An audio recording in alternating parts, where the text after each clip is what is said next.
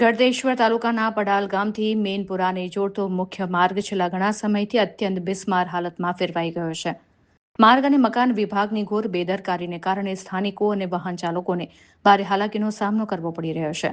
એક તરફ તૂટેલા રસ્તા અને બીજી તરફ રોડની બંને બાજુ ઉગી નીકળેલા ગાંડા બાવળોને કારણે હવે અહીંથી પસાર થવું જોખમી બન્યું છે. સ્થાનિકોના જણાવ્યા અનુસાર રસ્તામાં પડેલા મોટા ખાડાઓને કારણે દ્વિચક્રી અને ફોર વ્હીલર વાહનોમાં મોટું આર્થિક નુકસાન થઈ રહ્યું છે. એટલું જ નહીં, રસ્તાની આજુબાજુ ઝૂકેલા ગાંડા બાવળોને કારણે રસ્તો સાંકડો થઈ ગયો છે અને જેને લીધે સામેથી આવતા વાહનો દેખાતા નથી. આ પરિસ્થિતિ ગમે ત્યારે જીવલેણ અકસ્માતને નિમંત્રણ આપી શકે છે. આ બાબતે સ્થાનિક ગ્રામજનોએ અનેકવાર પીડબ્લ્યુડીના અધિકારીઓની મૌખિક અને લેખિત રજૂઆતો કરી છે, પરંતુ તંત્રના બહેરા કાને કોઈ અવાજ પહોંચતો જ નથી. પરિસ્થિતિની ગંભીરતા જોઈને વિસ્તારના એક જાગૃત નાગરિકે સીધા સાંસદ સભ્યશ્રીને ઈમેલ કરીને આ રોડના નવીનીકરણ માટે રજૂઆત કરી છે. તેમ છતાં હજી સુધી જમીની સ્તરે કોઈ કામગીરી શરૂ કરવામાં આવી નથી. તંત્ર અને નેતાઓની ઉદાસીનતાથી કંટાળેલા પડાલ ગામના લોકોએ હવે લડાયક મૂડ અપનાવ્યો છે. ગ્રામજનોએ ચીમકી ઉચ્ચારી છે કે જો ટૂંક સમયમાં રસ્તાનું સમારકામ કે નવીનીકરણ હાથ ધરવામાં નહીં આવે તો પડાલની જનતા રસ્તા ઉપર ઉતરી આવશે અને રોડ રોકો આંદોલન કરીને ઉગ્ર વિરોધ પ્રદર્શન કરશે તેમ પણ જણાવી રહ્યા છે. જોડતો રોડ છેલ્લા કેટલાય વખતે બિસ્માર હાલતમાં છે, જેથી ગ્રામજનોએ અવારનવાર રજૂઆત કરેલ છતાંય આ રોડની યોગ્ય સમારકામ થતું નથી. આ રોડ ક્યારે રિપેર થશે તેવા અનેક સવાલો ગ્રામજનોમાં ચર્ચાઈ રહ્યા છે. એ લગભગ એવું સમજો કે આ નર્મદા નિગમ ચાલુ થઈને ત્યારથી બિસ્માર હાલતમાં છે અને એવા ઇન્સિડન્ટ્સ થયેલા છે. રોડ તૂટેલો છે એના કારણે કે લોકોના કમરમાં દુખાવો થાય છે, લોકોના હાથ દુખાય છે, વ્હીકલમાં પ્રોબ્લેમ આવે છે.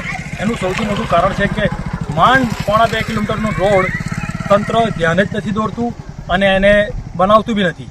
બાય મેલ અમારા સાંસદશ્રીને બી મેલ કરેલો છે કે તમે પડાલથી મેનપુરાનો રસ્તો છે એ ડમ્ભરથી બનાવો કે તમે આરસીસી કરો, આનું જલ્દી નિરાકરણ કરો, પણ એનો કોઈ જવાબ આવતો નથી. લોકલ પોલિટિશિયનની બોડી બી અગર તમે જુઓ ને તો આની ઉપર કોઈ ધ્યાન દોરતું નથી કે એમને લાગે કે ચલો મેનપુરાથી પડાલ અને ખાનપુરાના વ્યક્તિઓ ભેગા થઈ અને આનું રસ્તાનું કંઈ કરીએ. આજુબાજુ બલાળા છે, રસુલપુરા છે, ટીમારામવાળા છે અને બીજું કે આજુબાજુના વિસ્તારના લોકો બી આ નર્મદાનો રસ્તાનો ઉપયોગ કરે છે. બાય ચાન્સ એ લોકો આ જ રસ્તે બાલાસિનોર બી જાય છે અને સેવાલીએ બી જાય છે. પણ હાલ સ્થિતિ એવી છે કે રસ્તાનો કોઈ કામ થતું નથી. તો તમારા માધ્યમથી અમે તંત્રને અને જિમ્મેદાર વ્યક્તિઓને, અધિકારીઓને ધ્યાને એ દોરીએ છીએ કે આનું ચોમાસા પહેલાં થાય તો ચોમાસા પહેલાં અથવા પછી ચોમાસા પછી જેટલું જલ્દી થાય ને એટલું આ રોડ તૈયાર થાય એ અમારી માંગ છે.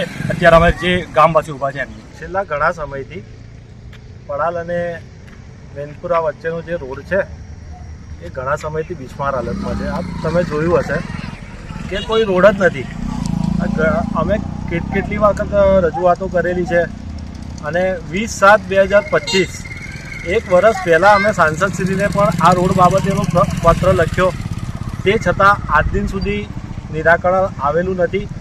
અહીં પડાલ તો ઠીક છે, પણ આજુબાજુના ગામડાઓમાં અહીં શારદા મંદિર સ્કૂલ મેનપુરામાં આવેલી છે, એટલે રોજે સ્કૂલમાં જતા બાળકો પણ ખાડાઓમાં પડે છે અને અમારા ગામમાંથી દવાખાનામાં લઈ જવા દર્દીઓને તકલીફ પડે છે. એટલે અહીંથી ટીમ્બાડા મુવાડા ફરીને થર્મલ થઈને જવું પડે છે અને રાત્રે ઘણા બધા કેસ ડિલિવરીના હોય અને દવાખાને ઇમરજન્સીમાં લઈ જવા પડે.